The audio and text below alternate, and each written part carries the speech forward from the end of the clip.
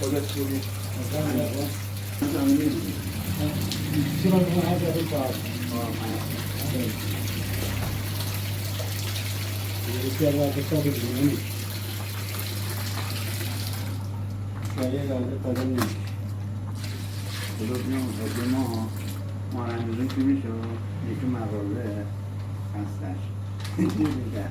میرم مثلا سر افتار میشه این بچه ها که نوازن میرم خودش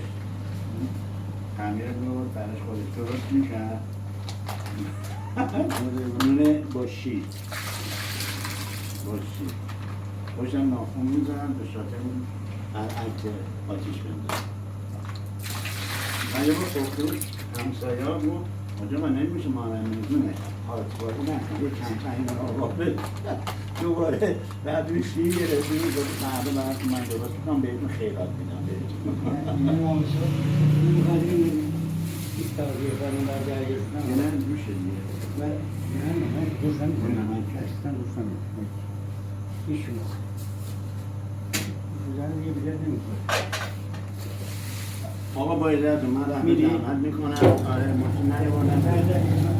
هست آقا خدا محمد جان خدا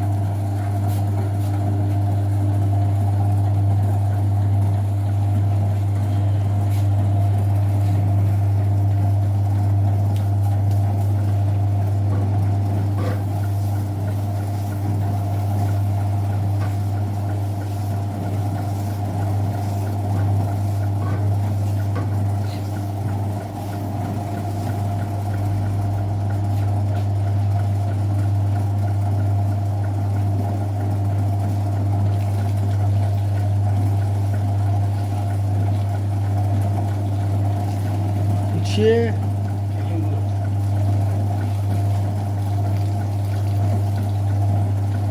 برای عطرشه؟ برای عطرش این یه جور ترد میکنه؟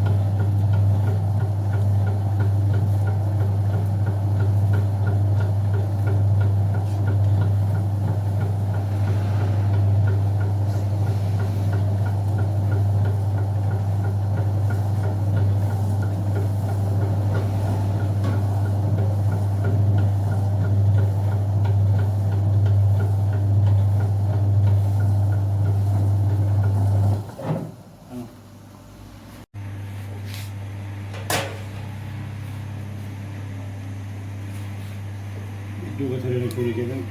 مرد دکتر دوباره آخری گفت اگر من چونه کنم اونو برم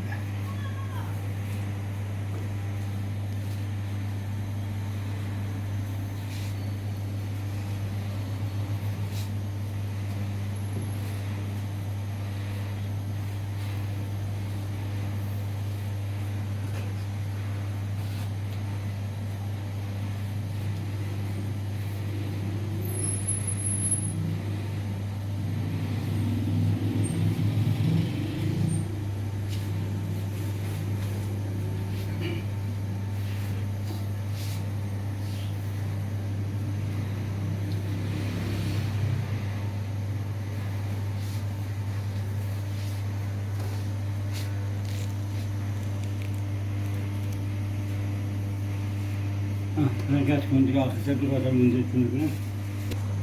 شیر میزنیم اول شیر.